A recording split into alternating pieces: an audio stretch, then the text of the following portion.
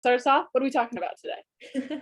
So today we are talking about the top 3 mistakes that women with type 1 diabetes make when trying to conceive, when they're on their fertility journey. So this is something, hi Lloyd. This is something that we are talking about, kind of gearing up. We've been talking about, fertility and trying to conceive for a little bit now, because we have some exciting stuff about to be rolling out. So exciting stuff. Michaela, do you want me to get started? Yeah, you get started. First one? Sure. All right. So the first one is following extreme diets. There are so many bad diets out there in general. And then when it comes to fertility, there are like juice cleanses, there are diets, there are supplements, there are things that are marketed specifically towards women who are in their fertility journey. And a lot of these are very, very restrictive and make you kind of feel like, you are way too far out, and this is where they want you to be, and you're all the way like across town, and you have all of this stuff that you have to work towards to get to the place of health in your fertility journey. And on top of that, a lot of these don't take into account that you have type 1 diabetes, and that brings in a whole new level of stress and extra thinking that has to be done in this journey for you. A lot of these, again, how we said, a lot of these diets tend to be very restrictive. And, with type 1 diabetes, we can't have that extra restriction. And, it kind of promotes a state of stress for you and a state of stress for your body, which we know is never, ever good during pregnancy or in your fertility journey, postpartum, all of that stuff. We don't want to have additional states of stress because we know that is not good for your body. So that is number 1, is following extreme diets. And if I could just add too, as well, that stress. So being on really, really restrictive, extreme diets that say that they're going to help us get pregnant, stay pregnant, is not only going to put your body in a state of stress, but it's also going to put your type 1 diabetes A1C at a point of contention. Is that the right word? Ooh, big word. Because the more stress that we're under, the more our numbers seem to be all over the place, right? You know that. So we don't want to put our body through additional stress by just going through a restrictive diet when we think a restrictive diet is helping, but really it's not helping us, and it's just putting us through more stress, and it's just not helpful for fertility, not helpful for conception, not helpful for a long-term healthy pregnancy, and certainly not helpful when wanting to control, and the best that you can, your A1C. So that's number 1. Number 2, let me just check my notes. Oh yes, getting cookie cutter advice is really, really detrimental in your fertility journey, because you are not a cookie, all right? You are special, okay? You're number 1, you are a human. And so we don't think anybody, doesn't matter what your diagnosis is or lack of diagnosis is, should not be getting cookie cutter advice, because you are an individual. But especially with somebody with autoimmune diagnoses, with type 1 diabetes, it is really, really crucial and important that you are not getting cookie cutter advice that is meant for the average random human being. Because truly, Cassie and I do not believe in cookie cutter advice for anyone, but especially in this scenario, you have very individualized needs. And so cookie cutter advice, and anything, just going to stress you out, because you're not going to see the results that you're looking for, because they're not for you. That advice is not for you. And it's not your fault. It's literally not your fault, but it's just taking the action to be in a container or program or community that is individualized for your needs. All right, Cassie, you want to do number 3?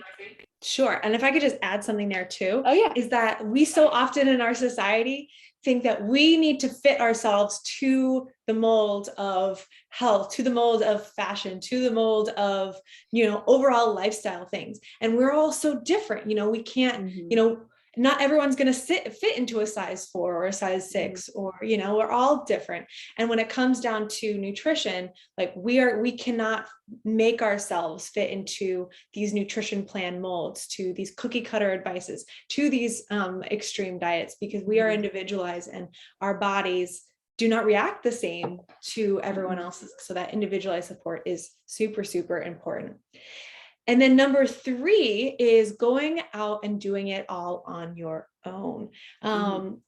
We always talk about pregnancy and, just the journey towards motherhood in itself is very, very isolating. We don't have, as a society, we expect that all women who have kids work like they don't have kids, and to be able to take care of their kids like they don't work.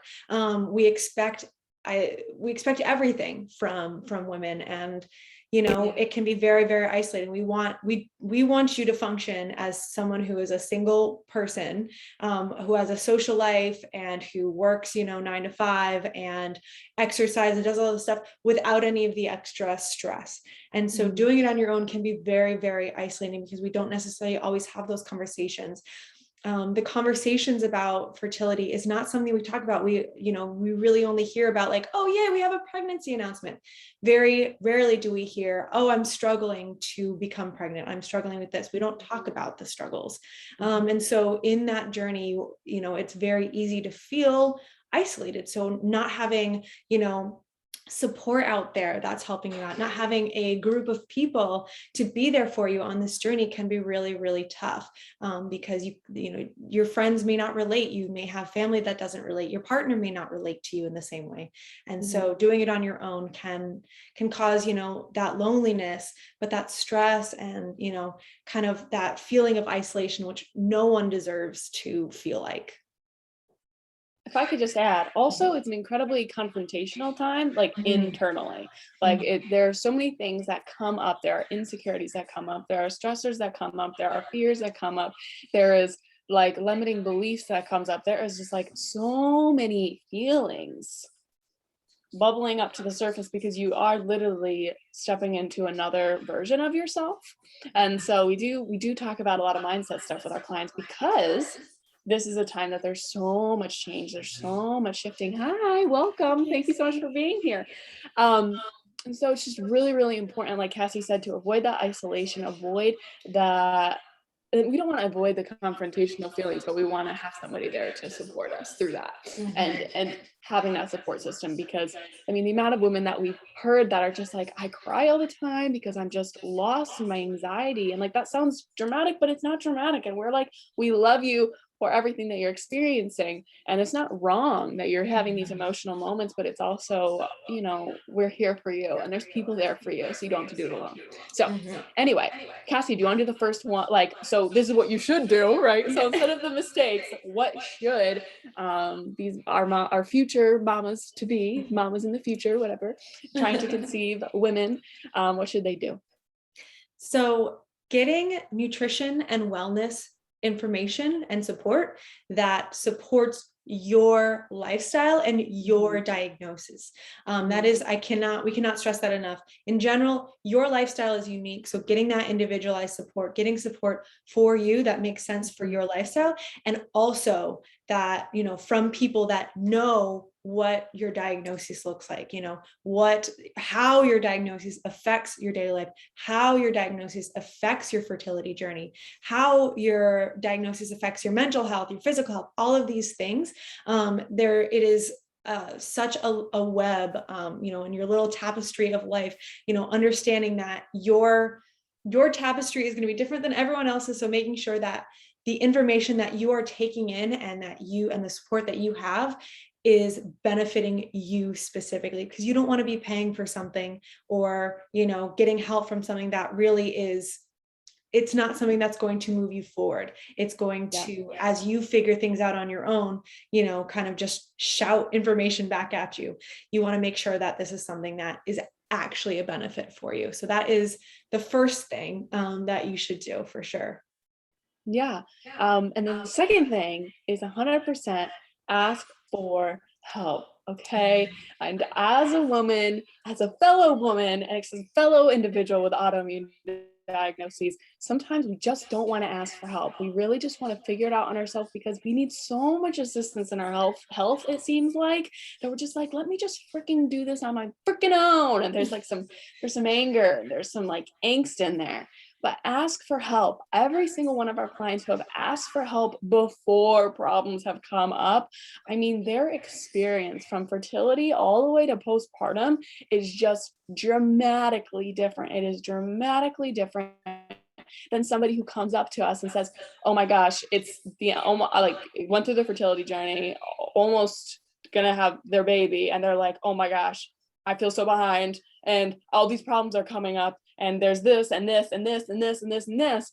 But unfortunately, they didn't start before the problems came. So asking for help before those problems come, asking for help so that you have that community from day one, it will literally change the game for you and your baby and your growing family. And dare I say it, your romantic relationship. Every single one of our clients says that their relationship with their partner became better because they weren't relying on their partner for that information that their partner was unable to give.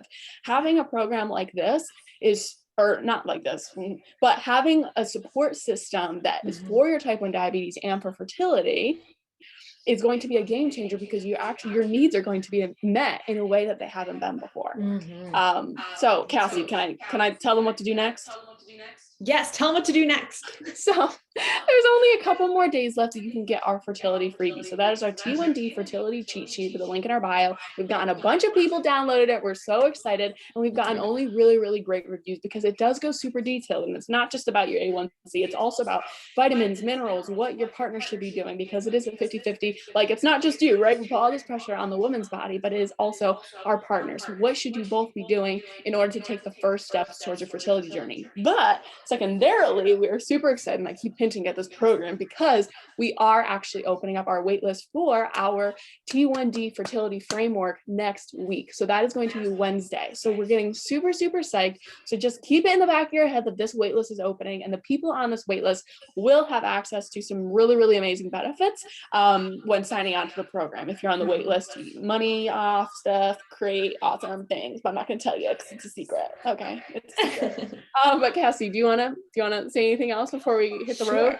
I just want to give another little hint of what we're talking about. So the T1d Fertility Framework, if you haven't heard us talk about it before, is going to be a 90-day group program for women who have type 1 diabetes, who are in their fertility journey, whether you're just starting, whether you're kind of been in it for a while. So we're super duper excited for that, to create this community for women out there, and to, help you all grow in and learn about your bodies, learn about yourself while preparing your body and for pregnancy.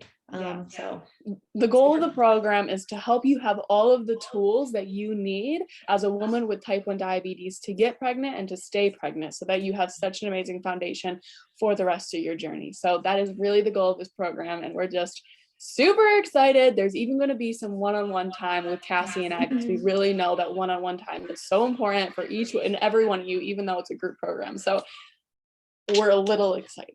We're really excited. Anyway, we hope you have a wonderful day. Let us know what your number one takeaway was in the comments of this, and send it to your friend or tag them or whatever if you think this is something that could be really, really beneficial for them. We love you lots, and we'll talk soon. Cassie, you have anything else? Nope, that's it. Okay. Bye.